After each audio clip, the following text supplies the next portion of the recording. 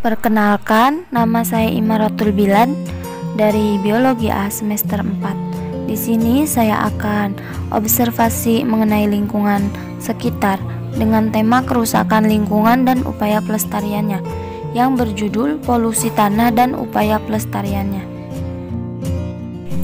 Kerusakan lingkungan merupakan sebagai suatu keadaan dalam suatu materi, energi, dan atau informasi masuk atau dimasukkan di dalam lingkungan oleh kegiatan manusia dan atau secara alami dalam batas-batas dasar atau kadar tertentu hingga mengakibatkan terjadinya gangguan kerusakan dan atau penurunan mutu lingkungan sampai lingkungan tidak dapat berfungsi sebagaimana mestinya. Dilihat dari segi ilmiah, suatu lingkungan disebut sudah rusak atau tercemar bila memiliki beberapa unsur. Yang pertama, jika suatu zat organisme atau unsur lainnya seperti gas, cahaya, energi telah tercampur dalam suatu daya atau lingkungan tertentu. Kemudian yang kedua, karenanya mengganggu fungsi atau peruntukan daripada sumber daya atau lingkungan tersebut. Sebelumnya, di lingkungan sekitar ini berbentuk tanah yang sama rata. Akan tetapi setelah terjadinya polusi tanah, banyak sekali lubang tanah atau jurang yang sangat dalam. Polusi tanah merupakan kerusakan dan kontaminasi tanah melalui tindakan langsung dan tidak langsung manusia. Polusi ini menyebabkan perubahan tanah yang bersifat sementara maupun permanen.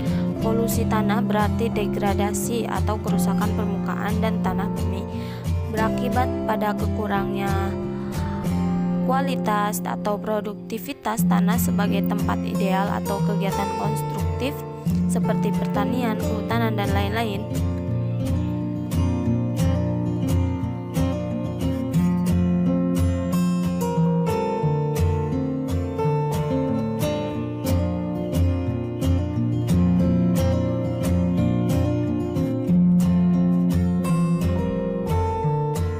Menurut Ensiklopedia Britannica, polusi tanah merupakan deposisi bahan limbah padat atau cair di darat atau bawah tanah yang dapat mencemari tanah dan air tanah, di mana mengancam kesehatan masyarakat dan menyebabkan kondisi dan gangguan yang tidak sedap dipandang.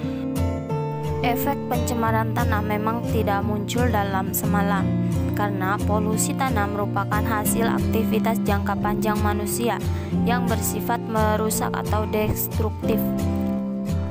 Terdapat berbagai macam penyebab yang berkontribusi terhadap pencemaran tanah dan berasal dari sumber yang berbeda. Di antaranya penggundulan hutan dan erosi tanah, kegiatan pertanian ataupun pertambangan, kemudian industrialisasi, tempat pembuangan sampah, limbah manusia, dan kegiatan konstruksi. Sebagai manusia yang peduli dengan lingkungan, mari terus memelihara lingkungan hidup dan menanggulangi dari kerusakan lingkungan. Di antaranya terdapat beberapa cara, yaitu yang pertama, selalu membuang sampah pada tempatnya. Kemudian yang kedua, menggunakan bahan-bahan yang mudah diuraikan mikroorganisme pada tanah. Yang ketiga, menerapkan prinsip tebang pilih pohon. Yang keempat, melakukan penghijauan kembali atau reboisasi. Yang kelima, membuat teras ring atau sengkedan di daerah pegunungan. Mungkin cukup sekian dari saya. Kurang lebihnya mohon maaf.